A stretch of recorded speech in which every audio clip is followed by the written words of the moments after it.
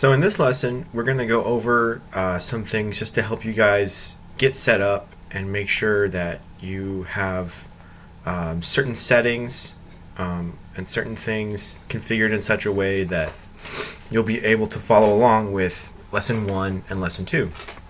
So this is kind of a lesson 0 of sorts.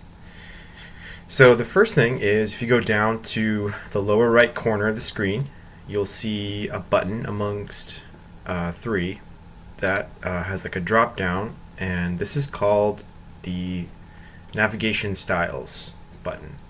There's a list here of different navigation styles to choose from. You can of course try any or all of them, see which one you like best. For my videos, I have done my navigation style as Blender, and that's the one I'll be teaching. So I recommend changing it to Blender if it's not Blender already.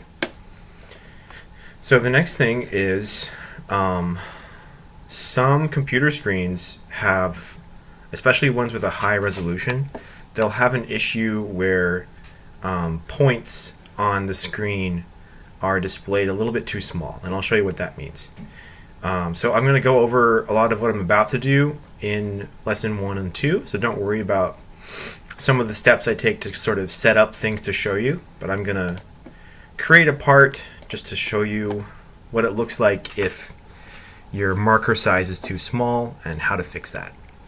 So specifically when you go to make a sketch, which again we'll cover how to do this in more detail, some of you might have your points be way too small, and if they're too small, they're going to be difficult to click on, and that's going to be no good for anybody.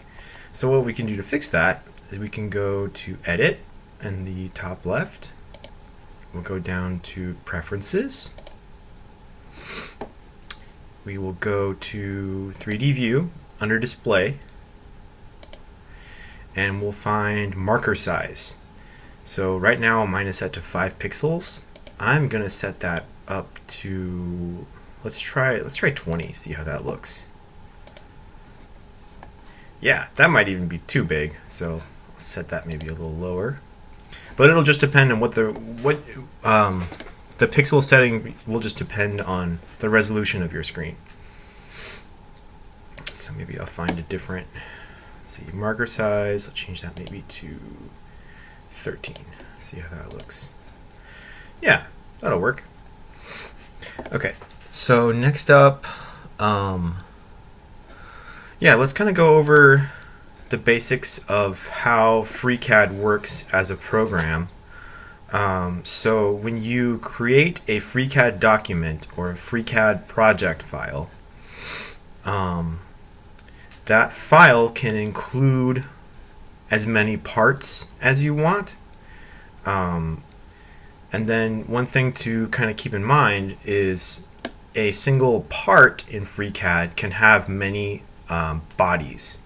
And a body is just like a single continuous chunk of stuff. And then also, this is something we might not have time to cover in my course, but as you kind of learn more, a single FreeCAD document can also have a whole assembly of different parts.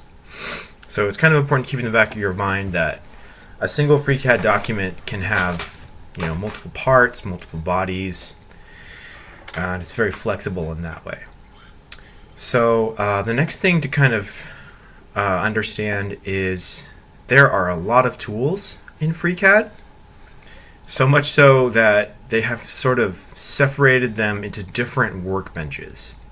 So if you ever are looking for a tool and you don't see it up at the top of your screen, one thing to check and make sure is whether you're in the right workbench. So for example, if I am editing a sketch, and let's say for example I had the part design workbench open, I wouldn't have any of my tools that I normally like to use when I'm editing a sketch. So that's kind of one thing to make sure you're aware of, is that there are multiple workbenches with different sets of tools. So speaking of tools, if you find that when you open up FreeCAD, like the tools are all like in different places than what you see here, or maybe like you don't see even certain tools that you can see here on my screen, what you can do is in each tool group on the left there's this little thing with like a group of dots, and when you hover over it your mouse will turn into this like little move icon, so you can click and drag and you can move a group of tools around. So if you see, like for example, you might see a red group of tools but maybe there's like just one or two that are visible, try grabbing it and like moving it down, and you can even create more toolbars this way. So I recommend, before moving on to lessons 1 and 2, specifically make sure you go to your Sketcher workbench and grab the tool groups and move them so that at least you have this group of tools with like the circle and the rectangle are like about right here in the toolbar, and that they're all fully expanded. And then same thing with this red group of tools. So these two groups are the ones you'll be using the most, and it's important you'll be able to find them when it comes time to use them. Same thing with the part design workbench. Yeah, just make sure that they're all expanded out, that you are able to find all the different little tools. So next we're going to cover a couple little things that were maybe sources of confusion or things that students struggled with in the in-person version of this course, and just things to be aware of so that if and when you encounter them you'll know how to deal with them. So when you are editing a sketch, you'll be adding geometry, moving things around, and you might find yourself hitting the escape key one too many times, and you'll think, oh heck, where did my sketch go?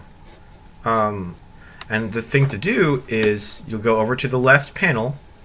This whole left panel is called the combo view, and it has two tabs at the top, one for tasks and one for model. If you click on the model, it'll show you what's called the model tree.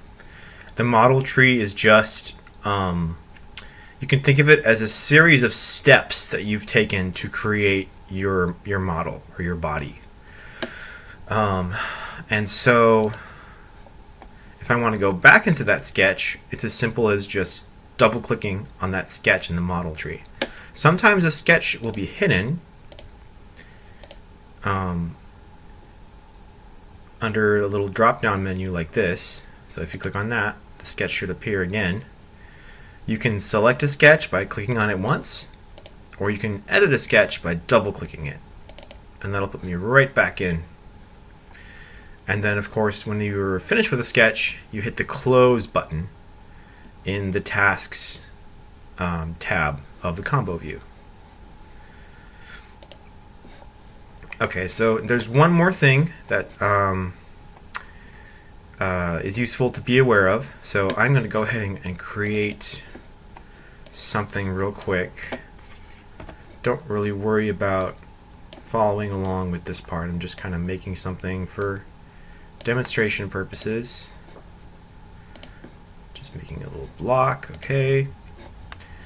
Now, in lesson 1, we are going to create a sketch on the bottom surface of a block, essentially. So when we do that, we'll click on the bottom, we'll click create sketch to create a sketch, and then we'll be creating our sketch. And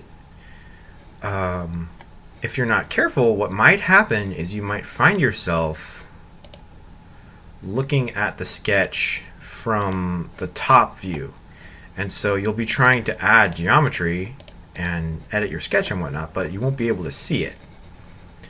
So if you find that you're in the sketch that you want, but you can't see the actual stuff that's going on, it might be because you are looking in the wrong direction, or your sketch is hiding from you. So we'll go over how to navigate and how to change the view in lesson 1. But yeah, before you start lesson 1, I would recommend just having a play around, like take a look at the different workbenches, maybe practice navigating around a little bit, and yeah, I will see you all for lesson 1.